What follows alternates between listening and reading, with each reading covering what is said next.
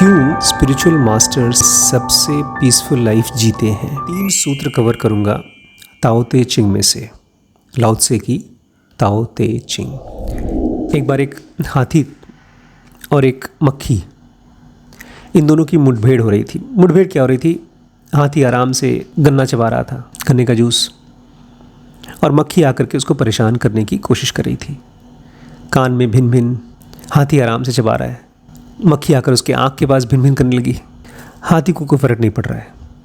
मक्खी ने अल्टीमेटली थक हार करके हाथी से पूछा, आखिर तुम डिस्टर्ब क्यों नहीं होते? तो हाथी उसकी तरफ देखा, मुस्कुराया, और फिर हाथी ने उससे पूछा, आखिर तुम क्यों डिस्टर्ब्ड हो? तुम्हें क्या परेशानी है? मैं चाहता हूँ आप समझें, एक डिस्टर्ब्ड स्टेट हमारी नॉर्मली है, और अगर आपको उस हाथी की तरह शांत रहना है, बुरी से बुरी कंडीशन में भी शांत रहना है, तो आपको कुछ सीखना पड़ेगा। उस हाथी के पास कुछ ख़ास हुनर थी अपने आप को पीसफुल करने की। लाओ त्से कहते हैं, द पाथ ब्लंट्स द शार्पनेस। जो स्पिरिचुअल रास्ता है वो हमारे अंदर के खुरदरेपन को ब्लंट करता है, सॉफ्ट करता है। It resolves the tangles. वो हमारे अंदर के उलझनों को सुलझाता है। It tempers the light.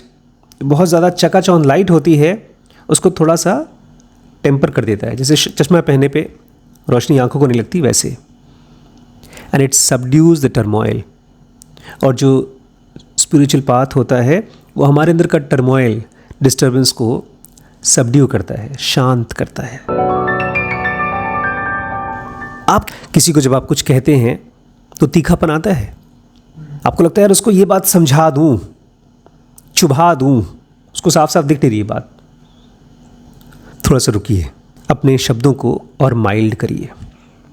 हम अपने से बड़ों के साथ तो बहुत रिस्पेक्टफुल होते हैं, लेकिन अपने से नीचे के साथ बहुत ज़्यादा शार्प होते हैं। हमारे पास शब्दों की तीर हैं, सुइयाँ हैं, और हमको लगता है आसपास के सभी लोगों की ईगो को फोड़ दूं, सबको ज्ञान दे दूं। ये मत करिए। जो शार्पनेस है वही आपकी ईगो है, वही आपका डिस्टर्बेंस है। बेसिकली आपकी शार्पनेस, आपके थॉट्स आपको ही परेशान कर रहे हैं। अगर आप ये पूछते हैं कि स्पिरिचुअल मास्टर्स अल्टीमेटली शांत कैसे रहते हैं, उनके पास कोई शार्प थॉट्स नहीं हैं, कोई डिस्टर्बिंग थॉट्स नहीं है, कोई ईगोइस्टिक थॉट्स नहीं है। क्या होते हैं डिस्टर्बिंग थॉट्स? जो दूसरों को परेशान करें। इसलिए कबीर कहते हैं, ऐसी बाणी बोलिए मन का आपा खोए। तो बोलने से पहले उसको सोचना पड़ेगा आपको।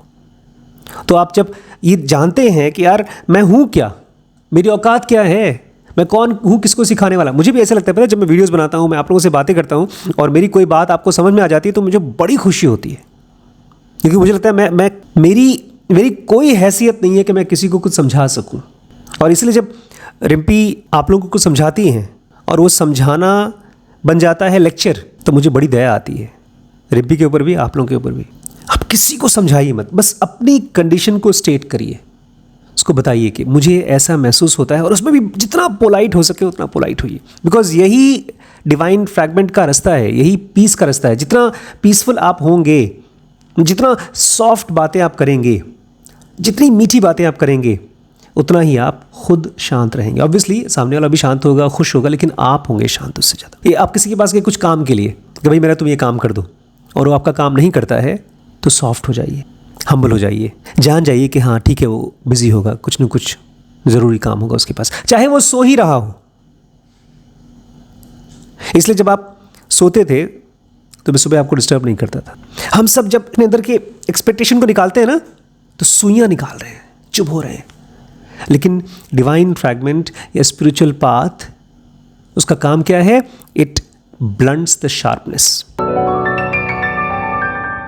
एक और काम है, it resolves the tangles. Tangle जानते हैं क्या होता है? टैंगल मतलब जैसे ऊन का गुच्छा होता है, उलझन। हम लोग नॉर्मली सोच सोच के अपनी टैंगल्स बढ़ाते रहते हैं, अपनी उलझनें बढ़ाते रहते हैं। मुझे ये भी करना चाहिए था, उसने मुझसे प्यार किया तो क्यों ये बात नहीं कही, उसने मेरा फ़ोन क्यों नहीं उठाया, अगर मैं इतना मेहनत कर रहा हूँ तो मेरा बॉस मुझे क्यों ताना मार रहा है, मेरे पिताजी क्या एक्सपेक्ट करते होंगे। ढेर सारे थॉट्स की बन जाती है टैंगल। तो जब आप शांत बैठे हैं, अकेले बैठे हैं ख़ास तौर से, उस समय आपके टैंगल्स रिजॉल्व होते हैं। इन सारे क्वेश्चंस का आंसर आपको खुद मिल जाएगा कि मेरी गर्लफ्रेंड ने मुझे ये क्यों बोला, आपको पता चल जाएगा क्यों बोला। कोई और नहीं समझा सकता।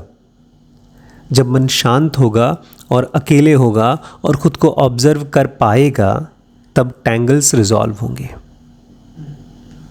ये बहुत ज़रूरी है। अगर शांत होना है तो अपने अंदर की गांठों को ढीला करना पड़ेगा। It tempers the light. हमारे अंदर में चकाचौंध क्या है? हमारे आइडेंटिफिकेशंस। हम किन किन चीज़ों के साथ अपने आप को जोड़ते हैं। मैं MBBS हूँ, मेरे पास इतना बड़ा मकान है, मेरे इतने खूबसूरत बच्चे हैं, मेरी बीवी इतनी अच्छी है, मेरे पास बैंक में इतने पैसे हैं, ढेर सारे चकाचौंध हैं। और फिर लाइफ आती है, उसको ब्लंट कर देती है, काट देती है। हाँ, उसको थोड़ा सा दबा देती है। बिकॉज ये सब की सब चीज़ें हैं, लेकिन ये आप नहीं है। एक शीशा चमकता है, खूब ज़ोर से चमकता है, आँखों को पियर्स करता है। वो चमक शीशे की थोड़ी है, वो चमक किसकी होती है? जो लाइट आ रही है उसमें। तो जब आप रियलिटी के साथ रहते हैं तो आपके अंदर की जो भी चीज़ें आइडेंटिफिकेशंस हैं वो सब क्लियर होती जाती हैं कि ये मैं नहीं हूँ। इसके लिए मैं कितना खुश हो रहा हूँ, क्यों मैं इतना ऐंठ रहा हूँ। अगर मेरे पास मर्सिडीज़ है, फेरारी है या 50 एकड़ का घर है तो उसमें कौन सी बहुत बड़ी बात हो गई है। ये सारे के सारे लाइट्स हैं जिसको टैम्पर होने की ज़रूरत है। और इट सबड्यूज द टर्मोइल। हम सब अंदर से डिस्टर्ब्ड हैं और परेशान हैं। उसको शांत करने के लिए हम मौका देते ही नहीं, टाइम देते ही नहीं। कुछ करना नहीं होता। एक बार गौतम बुद्ध जा रहे थे, उनके साथ एक उनका शिष्य जा रहा था और वो बड़ा डिस्टर्ब था, बहुत डिस्टर्ब, परेशान था। बुद्ध ने कहा पानी ले आओ।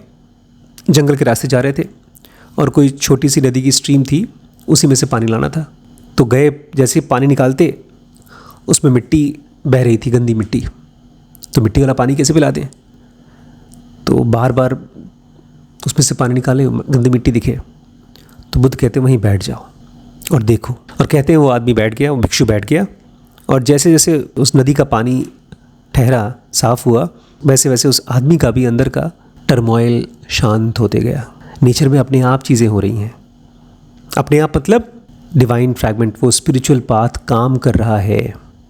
ज़रूंगा में हम कहते हैं 2400 घंटे स्पिरिचुअल पाथ ऐसे काम करता है हमारे अंदर में जैसे ग्रेविटी, जैसे हवा चल रही है, हर चीज़ को बैलेंस करती है। लेकिन हम उसमें घुसकर, हम सोचकर, हम एक्सपेक्टेशंस करके, हम खाली ना बैठकर उसको और डिस्टर्ब करते हैं। और जो स्पिरिचुअल मास्टर्स हैं उनका तो एक ही काम ही है, जो कुछ भी कर रहे हैं, वो खा रहे हैं, पी रहे हैं, किसी को लेक्चर दे रहे हैं, कहीं दुनिया का भ्रमण कर रहे हैं, शिष्य बना रहे हैं, आश्रम बना रहे हैं, उनका एक ही काम है और वो है उस वॉइड को, उस अकेलेपन को जी पाना 2400 घंटे। और इस प्रोसेस में अपने अंदर के शार्पनेस, अपने अंदर के टैंगल्स, अपने अंदर के लाइट और अपने अंदर के टर्मोइल्स, उसको ठीक कर रहे हैं। वो 2400 घंटे यही कर रहे हैं। जिस दिन आपको एहसास होता है कि यही मेरा भी काम है, तो बाकी सारे काम आपके अपने आप हो जाते हैं। बिकॉज एक पीसफुल माइंड को साफ साफ दिखता है क्या करना है। डिस्टर्ब माइंड को लगता है बहुत कुछ करना है, कर कुछ नहीं पाता। थैंक यू दोस्तों।